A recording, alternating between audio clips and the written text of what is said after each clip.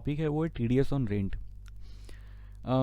जब भी कोई पर्सन किसी पर्सन को क्या करता है, रेंट पेड करता है, तो अगर उसके ऊपर टीडीएस का लाइबिलिटी बन रहा है तो उसको क्या करना पड़ेगा, टीडीएस डिडक्ट करना पड़ेगा। तो आखिर कब करना है ना, कितना रेट से करना है, तो ये चीज़ हम लोग दोनों सेक्शंस को बाइफरकेट करके देखते हैं कि इसका थ्रेशोल्ड लिमिट क्या है, रेट्स क्या है ना। तो दोनों को देखेंगे अगर यहाँ पे हम, तो दोनों सेक्शन जो है वो क्या है, 194IA और 194IB, मतलब रेंट को दो सेक्शंस में डिवाइड कर दिया है। पहला क्या है कि अगर 194IA ये है प्लांट एंड मशीनरी, क्या है, प्लांट एंड मशीनरी पे, मतलब 194AI किसके बारे में बात करता है, प्लांट एंड मशीनरी के बारे में। अगर कोई इंसान, अगर कोई person plant and machinery rent पे लेता है और उसके बदले में रेंट पेड करता है, तो वो देखेगा कि थ्रेशोल्ड लिमिट अगर 2,40,000 से अबव पे करता है तो उसको कितना टीडीएस डिडक्ट करना पड़ेगा, 2%, है ना। इंडिविजुअल के केस में भी और कंपनी के केस में। ये इंडिविजुअल और कंपनी किसको देखना है, डिडक्टी को देखना है। डिडक्टी अगर इंडिविजुअल है फिर भी 2% कटेगा, अगर अदर देन इंडिविजुअल है, कंपनी है, तो उसको कितना है, 2% ही डिडक्ट करना है। अब यहाँ पे लैंड बिल्डिंग के केस में क्या होता है, लैंड बिल्डिंग के केस में थ्रेशोल्ड लिमिट सेम है लेकिन रेट्स क्या है, डिफरेंट है। रेट्स यहाँ पे 10%, 10% किसके केस में है, तो इंडिविजुअल के केस में। अदर देन भी अगर इंडिविजुअल है तो वो क्या है, 10% ही उसका डिडक्ट होगा। ठीक है, तो दोनों सेक्शन में देखिए बेसिकली थ्रेशोल्ड लिमिट सेम है, रेट्स सिर्फ चेंज है ना। तो प्लांट एंड मशीनरी अलग है और लैंड बिल्डिंग और फर्नीचर फिटिंग्स ये सब पे अलग है। चलिए इसको हम लोग एग्जाम्पल से समझते हैं।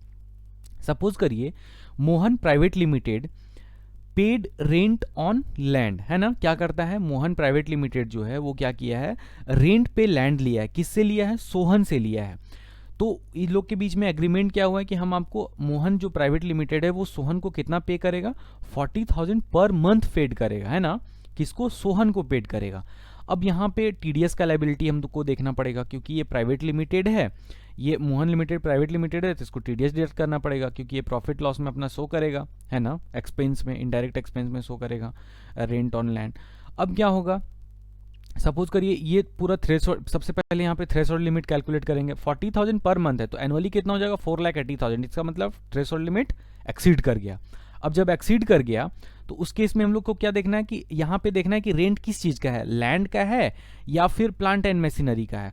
तो यहाँ पे लैंड है, लैंड पे कितना परसेंट करता है टीडीएस, 10% करता है, प्लांट मशीनरी पे 2% करता है। तो यहाँ पे देखना है हम लोग को कि ये तो 4,80,000 चला जा रहा है, इसका मतलब थ्रेशोल्ड लिमिट एक्सीड हुआ। इसका मतलब ये हुआ कि जब भी पर मंथ इसको हम पेमेंट करेंगे तो 10% का टीडीएस इसका क्या करेंगे, हम डिडक्ट करेंगे, है ना। तो अब 40,000 इसका पर मंथ रेंट है लेकिन इसको 40,000 सोहन को नहीं पेड करेंगे। कितना पेड करेंगे उसको, 36,000, है ना।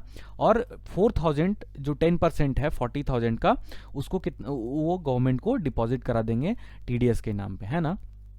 तो ये हो गया आपका टीडीएस ऑन रेंट, जो कि ये है। अब दूसरा जो एग्जांपल है मेरा वो है Mohan private limited paid rent on machinery. अगर वो कुछ मशीनरी हायर किया है और उस पर उसको वो रेंट पेड करता है 38,500 पर मंथ, तो इस केस में क्या है, ये भी थ्रेशोल्ड लिमिट एक्सीड कर रहा है। जब ये थ्रेशोल्ड लिमिट एक्सीड कर रहा है तो इसका भी अब कितना परसेंट से डिडक्ट करेंगे हम लोग, तो 2% के अनुसार से मोहन प्राइवेट लिमिटेड जो है वो डिडक्ट करेगा।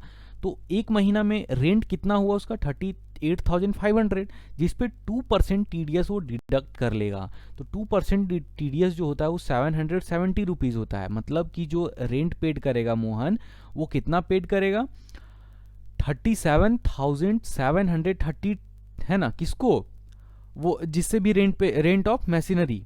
और 770 जो है वो किसको दे देगा, कहाँ पे डिपॉजिट करवाएगा, तो वो डिपॉजिट करवाएगा गवर्नमेंट को। तो इस तरह से हम लोग कैलकुलेशन देखें टीडीएस ऑन रेंट का कब एप्लीकेबल है ना, थ्रेशोल्ड लिमिट क्या है, रेट्स क्या है। Thank you.